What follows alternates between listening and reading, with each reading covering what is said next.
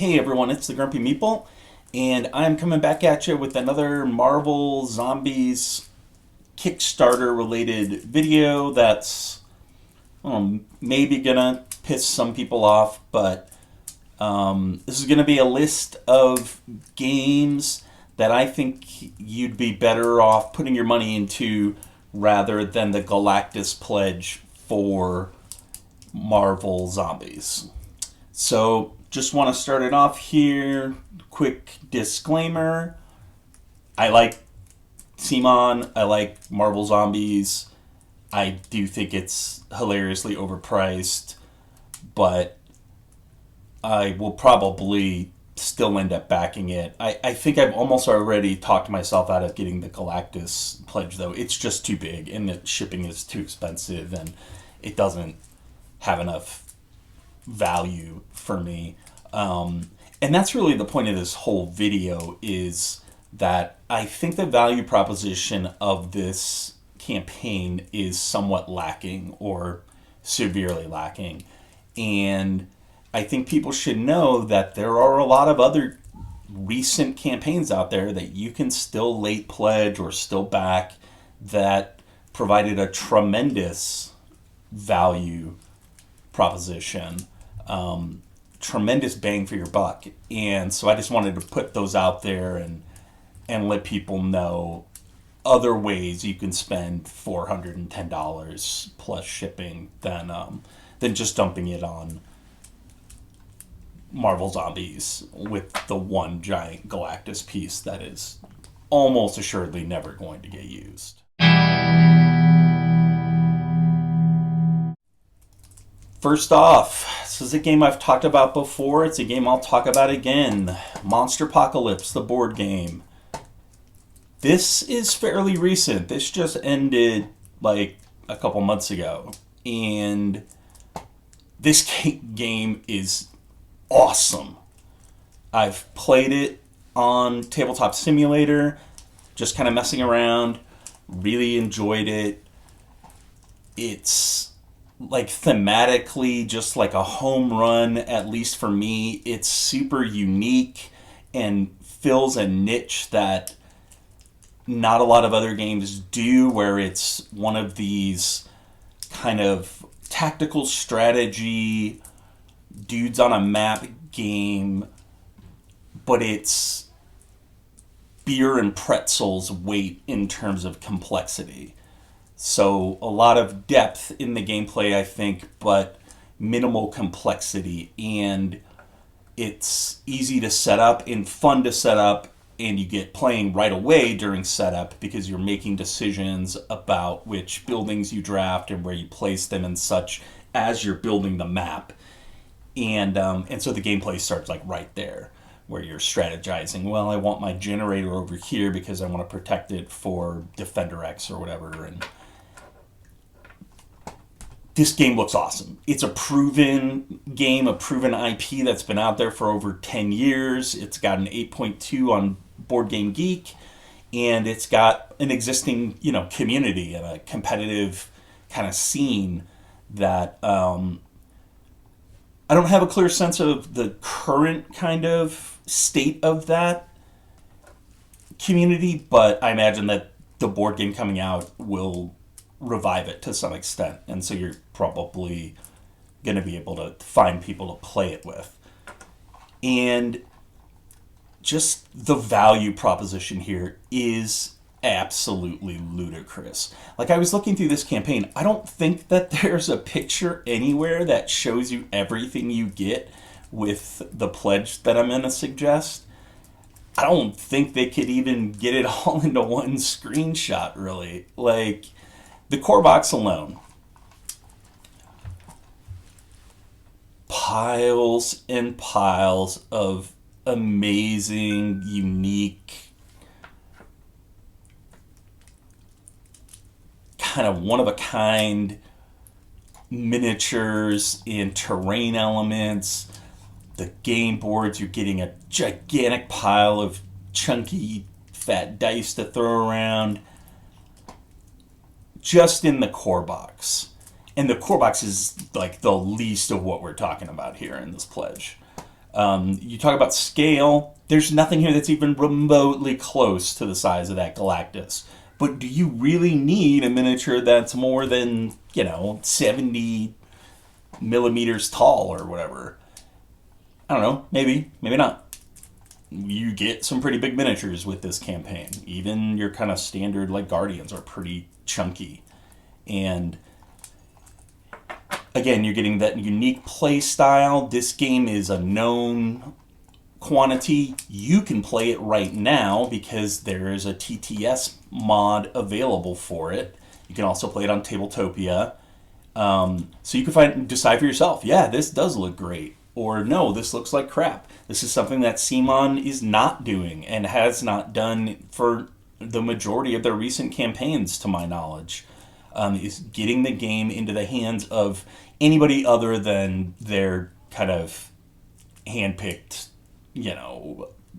spokesman in the content creation community. And there's nothing wrong with that. I'm not saying there's anything wrong with that. It's their business. They can do whatever they want. I'm saying, though, when you buy a game that you haven't played, you are taking a risk. This game, you don't have to take that risk. You can go play this right now and then decide, oh, holy shit, this game's awesome. I'm totally going to play this. Stretch goals, 104 miniatures unlocked. Just absurd. The stretch goals for both core sets of the Marvel Zombies are not even going to come remotely close to this. They're piecing those things out at 500,000 per stretch goal. And again, who cares? That kind of doesn't really mean anything. They know what they're going to give you when they start the campaign, and they're going to end up where they want, but they're not handing out a lot early. It's unlikely that they're going to radically accelerate that, so you're probably going to end up with your standard box with 25 miniatures in it and cards and such. Your standard CMON stretch goal box. There's nothing standard about what they're handing out with this. It's an insane amount of crap.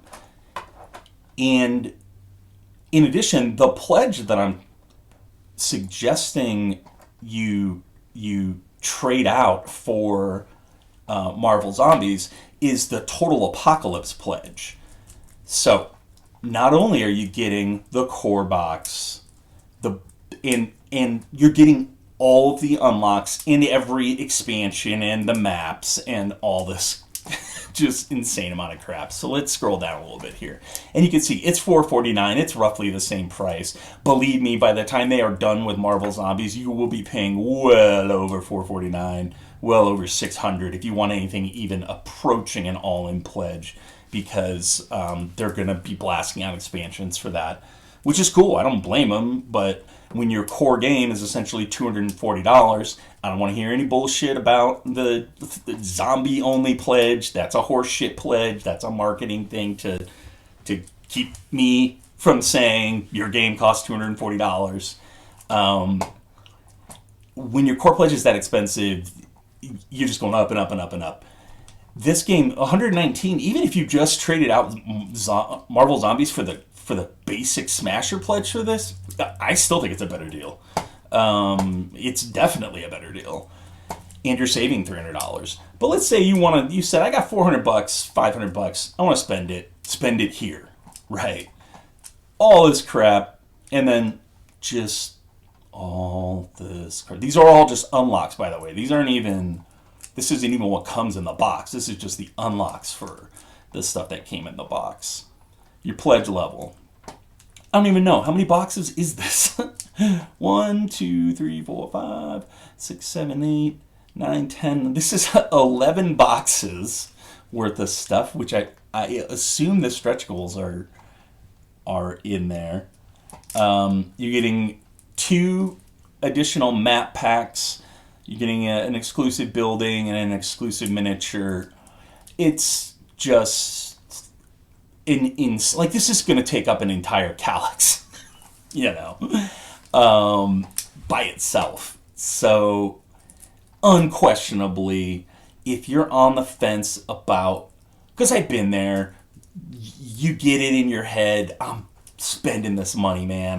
Whatever. I got a bonus. I got a raise at the end of the month. My kid's out of daycare now, so I'm not paying $1,500 to them. Whatever it is, you've got some money. It's burning a hole in your pocket. You want to buy something. Zombicide Marvel Zombies hits at just the right time, and you go, let's do this. I get that, but I'm just saying, take a second and think. You could get that, or you could just as easily get this. And this is a insane, hilarious pile of awesome, unique. This stuff is pretty unique. This whole game is pretty unique. Say what you want about Marvel Zombies, it ain't unique. I'm doing a whole thing on Instagram right now where I'm just pulling character abilities from Black Plague and comparing them to the totally recycled, reused versions that they're slapping on to the characters in Marvel Zombies. So you're not getting that with this game. This game is unique. I don't think it ever got big enough that it was like ubiquitous to where like, oh, I'm just rebuying this whole thing. Like this is kind of a, like a new life for this thing. And it's really cool. It's also, roughly the same weight as something as Zombicide, I would say, in terms of complexity. They're both kind of beer and pretzel dice chuckers. So I think this is an incredible deal and a hard counter to the I have to spend $410 on the Galactus Pledge kind of idea.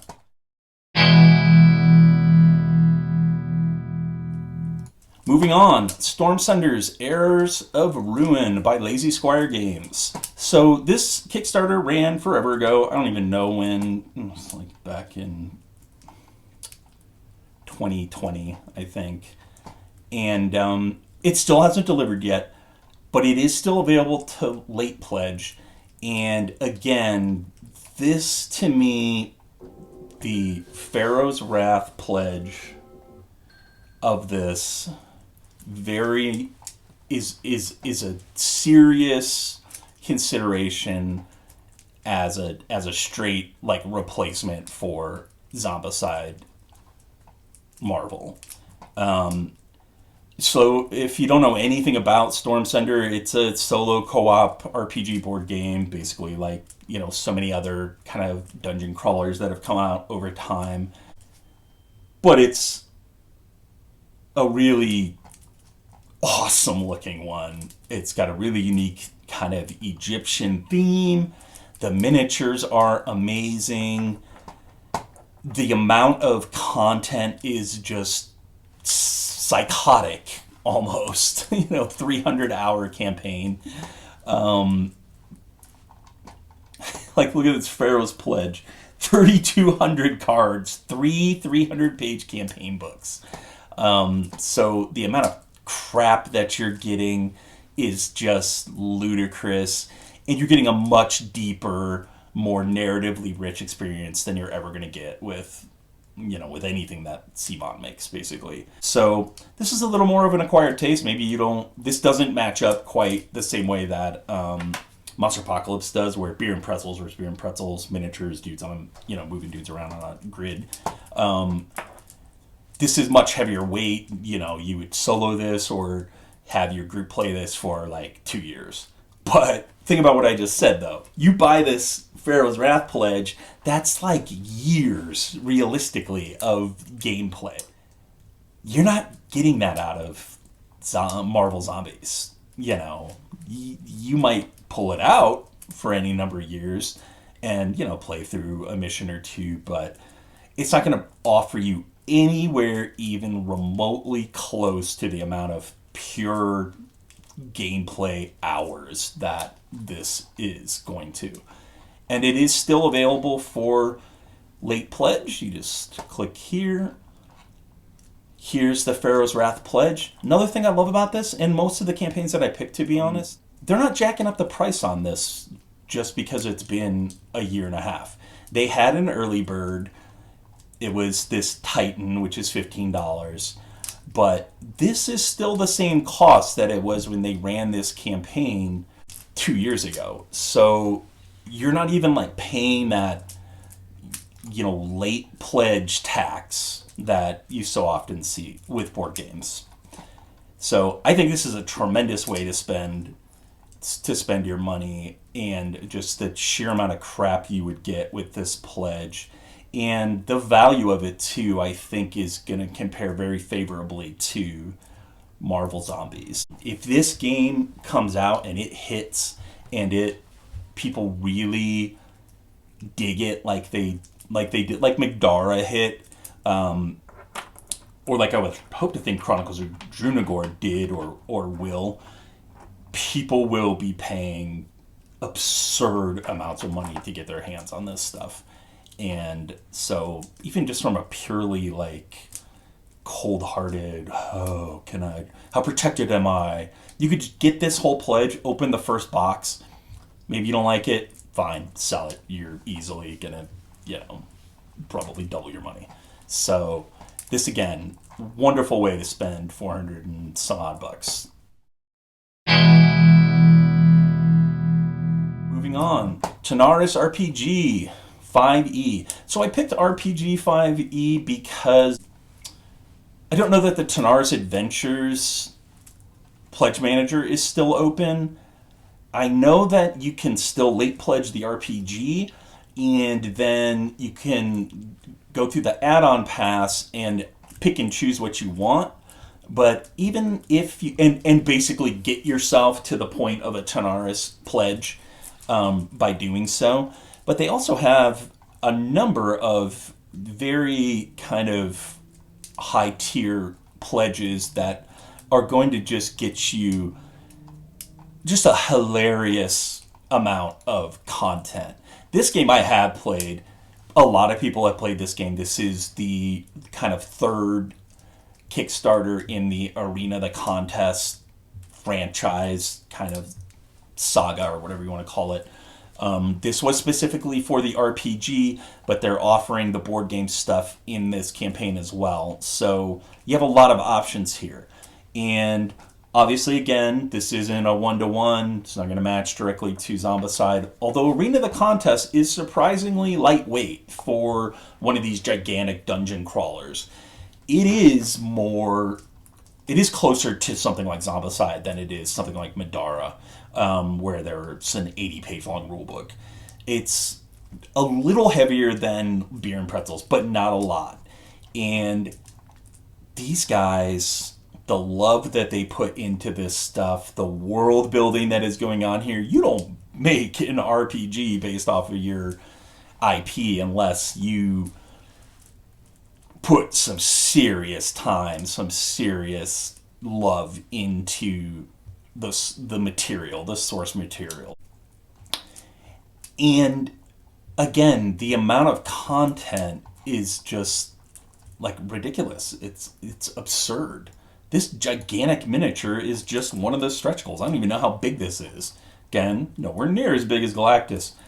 Doesn't cost $180 either, or $100 to ship, or $400 to ship if you happen to live in Latin America.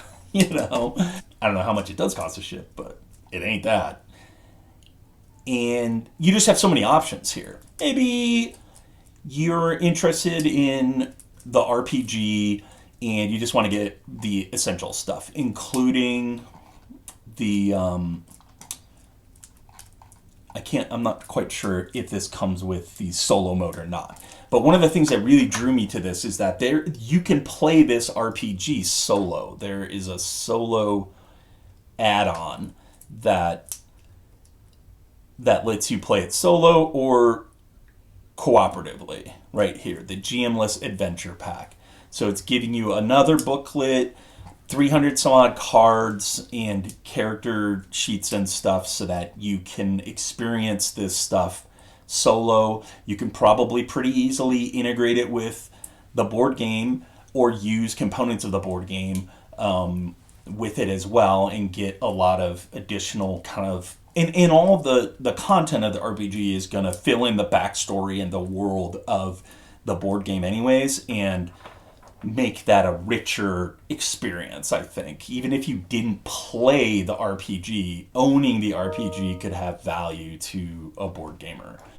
But the pledge that probably matches up most directly to Zombicide, to Marvel Zombicide, is either the board games bundle, which is Arena of the Contest, the Madness box, which is all the stretch goals from the Tanar's Adventures, which is a massive amount of content in and of itself, and then the Dragon Collection, which is 5 huge, awesome dragon miniatures. They're not Galactus sized, but they're good sized. They're, you know, pretty big, like palm of your hand big.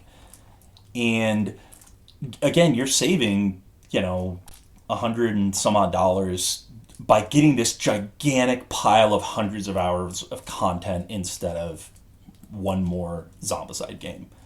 And I love Zombicide. I have 5 Zombicide games. But that's kind of the problem, too. It's like, this is the same shit over and over again. The campaigns are always the same. The game is always largely the same. They are still recycling abilities, which I hate. I don't think that Magneto should have anything in common with whatever the guy's name is from Black Plague, where they have a renamed ability that is identical. Mystique is virtually all reused abilities. She's got the Rotten ability from Black Plague, and she's got the Lucky ability. Ooh, she can reroll her dice because she's ambidextrous or whatever it is. No, she can reroll the dice because you didn't want to spend the time to try and build a mechanic around her power set, which is fine. They're you know, it's within their right to do that. But it's within my right to say, hey, if you keep crapping out the same shit over and over again and just slightly tweaking and renaming it, I'm going to keep making videos telling people to spend their money elsewhere. So there you go. $2.89, you get this gigantic pile of board game stuff. But even if you pushed it and you went $5.99 and you went way past the current cost of Marvel Zombies, this is still likely to be less than the all-in cost of Marvel Zombies. The amount of stuff that you get is, again, like meme level hilarious. All this board game stuff, all the miniatures and additional contents for the board game that they offer during this campaign, which is, you know, at least basically another game's worth of miniatures. And then all of the board game content, or all of the RPG content, including that GM list pack, special freaking sleeves and maps and tiles to play on, and just an absurd amount of stuff. And the giant gold dragon.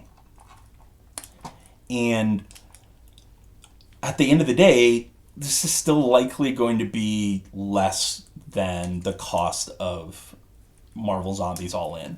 And it's like thousands of hours, hundreds of hours of gameplay more than that game is going to offer you, even with the all in. And a much richer gameplay experience, I can tell you from playing Arena of the Contest on Tabletop Simulator. Again, you can go out and play this game right now on TTS and decide for yourself if it's worth the money.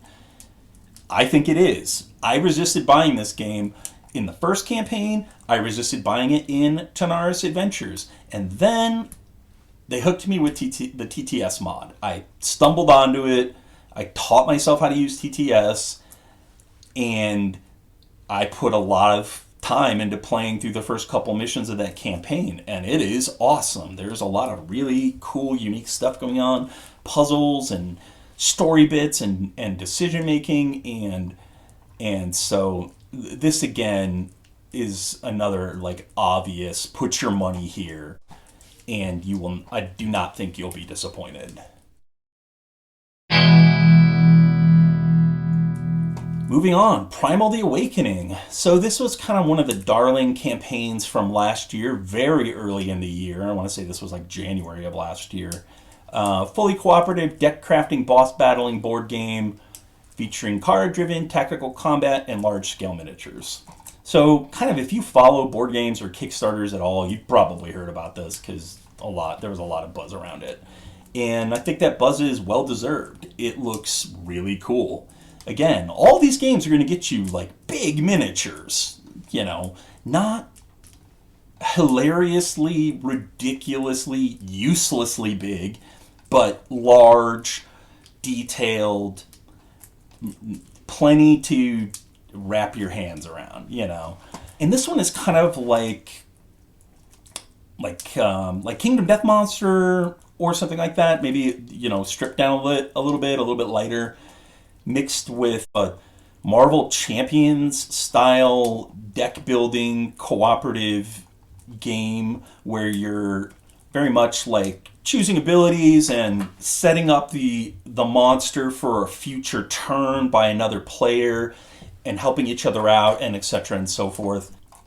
And it just looks awesome. It's also got a heavy kind of Monster Hunter vibe to it without the actual license, which I prefer. I've talked about this before. I don't love licensed games, especially when they're just like reusing the art assets from the license. I don't love that. This looks way cooler to me than the Monster Hunter board game did. And again, you're getting a giant pile of huge, awesome miniatures. And this is still available for late pledge. It's roughly the same price that it was. I think it's slightly more expensive. But you can just go out there and get this. You can get the gameplay all in and save, $60 over Zombies. Maybe you get the gameplay all in and you throw in the 3D terrain box. These look really cool. I think that these are like pretty much essential for me at least, because you're putting this stuff out onto the map.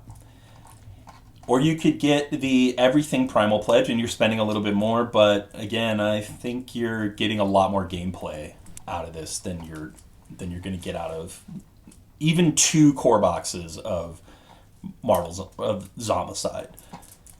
So Primal the Awakening, that's another potential option for you out there.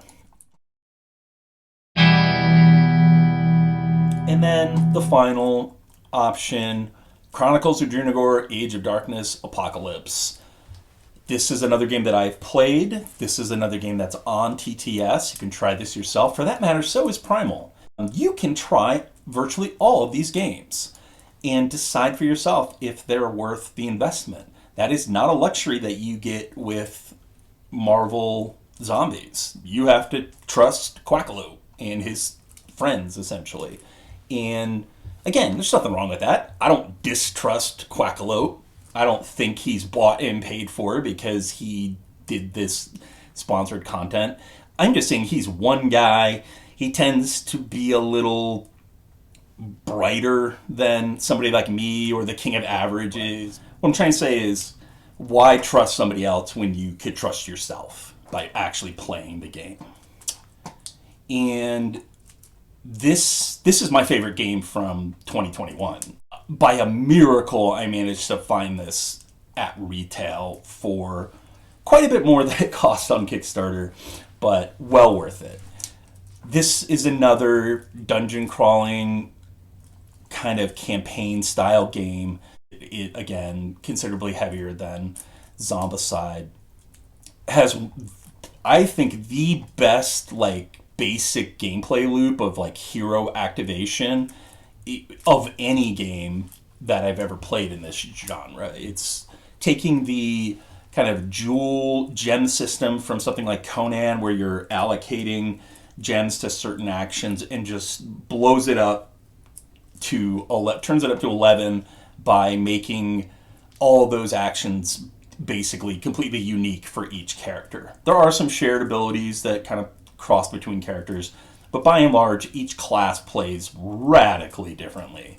And you're allocating these gems out and deciding, I'm going to take it this turn. I'm going to save this, yellow gem for next turn so that I can do this. It's awesome. And for the exact same cost as Marvel Zombies, you can get the gameplay all in for Chronicles of Drunagor.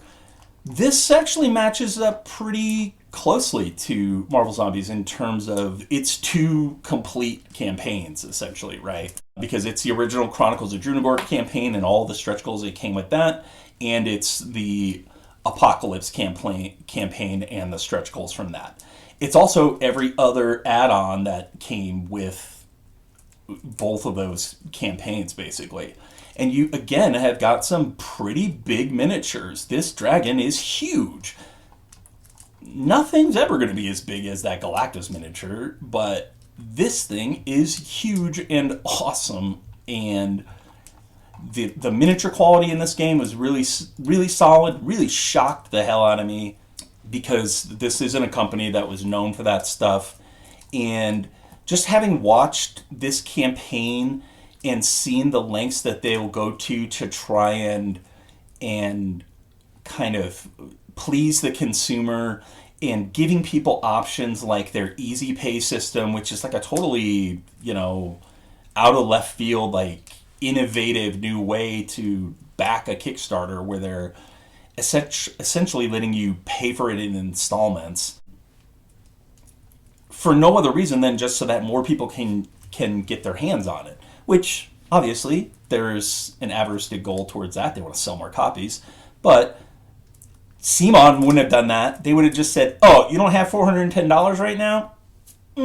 See you later, And so they're trying, at least. And I think that largely it was an altruistic move on their part. I don't think it was some sneaky move to try and steal money from people or get a bunch of interest payments or something like that. I think that there were people who were saying, holy crap, this game's expensive. And they said, yeah, let's see if we can figure out something.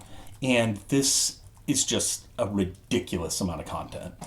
Or even this, again, still going to be far less than the all-in. And this comes with everything, including stuff like the furniture and the Four Horsemen box, which has some massive miniatures. 140 millimeter, 164, 100, 255 millimeter. This thing is massive. It's gonna, you could face it off against Galactus and think to yourself, okay, maybe this thing has a chance of fighting Galactus, if you had the two miniatures on your table. Because that is absolutely gigantic. And it's a fraction of the it's $89 if you just buy it by itself. Galactus is $180. So the price differential is just not even worth discussing. And again, this is hundreds of hours of content. It's a completely unique new game system. It has 3D terrain elements in it so that you're literally moving up and down on a map based off of where you're at. And it's available for you to play right now on Tabletop Simulator to see if you like it. So those are the 5 games that I think you could easily spend. Is it 5 or 4? Maybe it's only 4. I'm losing track now. Those are the games that I think that you should take a hard look at when determining where do I want to put my $410. Again, I think Marvel Zombies looks really cool. I think $250 for what is functionally the base pledge, because the other pledge, you're getting a bunch of stuff you can't even use, is ridiculous. I also think that they're sticking 2 games into one campaign for a number of reasons, one of which is likely because they only have to give you one set of stretch goals if they put those 2 games together. If they ran a separate campaign a year from now for X-Men Resistance, they'd have to have a whole nother set of stretch goals and a whole nother huge box of crap to give you. They run them together, they're killing 2 birds with 1 stone. You're getting less stuff for the same money, essentially. So that's pretty much all I had. Just throwing some options out there. I'm still going to back Marvel Zombies. I don't think I'm going to get the Galactus Pledge, but I'm still going to back it. I'm still excited about it. I have more content coming about it. Some of it is going to be shitting on CMON, because CMON has been stuck in a rut with this stuff for years. And the CMON Defense Force always comes roaring out when you call them on this stuff, and I don't know why. I don't understand the kind of drive to protect these massive corporations, basically.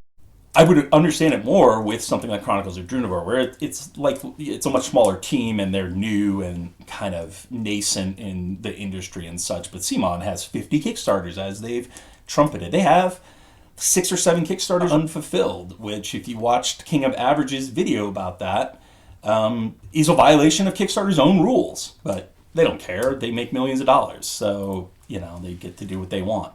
I guarantee you that Chronicles of Drunivor couldn't have pulled that shit. Creative Game Studios would have never gotten their campaign off the ground on Kickstarter if they had more than 3 unfulfilled campaigns. So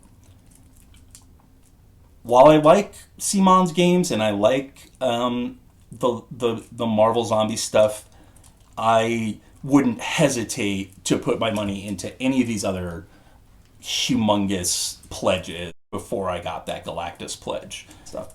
So just throwing it out there, hoping it'll be useful to somebody. Let me know what you think. Am I being unfair with CMON?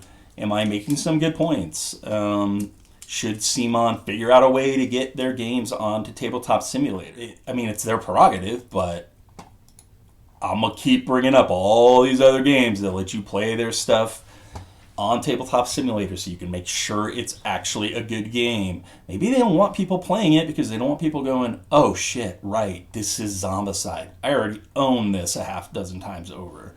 Marvel's cool. It's not that cool, to be my 7th Zombicide game or whatever.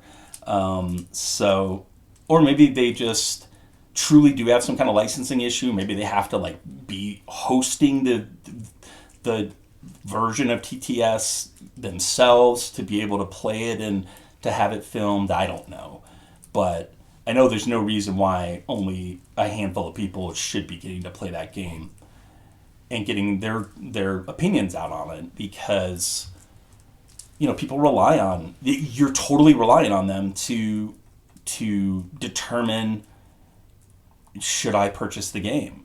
And it shouldn't be just one viewpoint. You should have multiple viewpoints. I'm not big enough. Nobody's ever going to come to me and go, hey, Brian, you want to do this sponsored content and,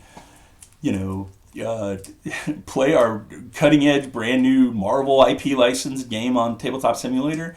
Because only 100 people are going to see it. King of Average is big enough. I don't know why he can't get a hold of that thing and get pulled into that. He's got 22,000 subscribers or whatever. There's plenty of other awesome content creators out there who could get at that as well and get some more opinions out there. But that's all I had for now. I hope you liked this. I hope it wasn't too rambling. I am actively trying to make these videos shorter, but I have a lot to say. And, we're covering 4 or 5 campaigns here, so hopefully it's of some value. So I'm going to go ahead and cut it off there. Thank you for watching, and I will talk to you later.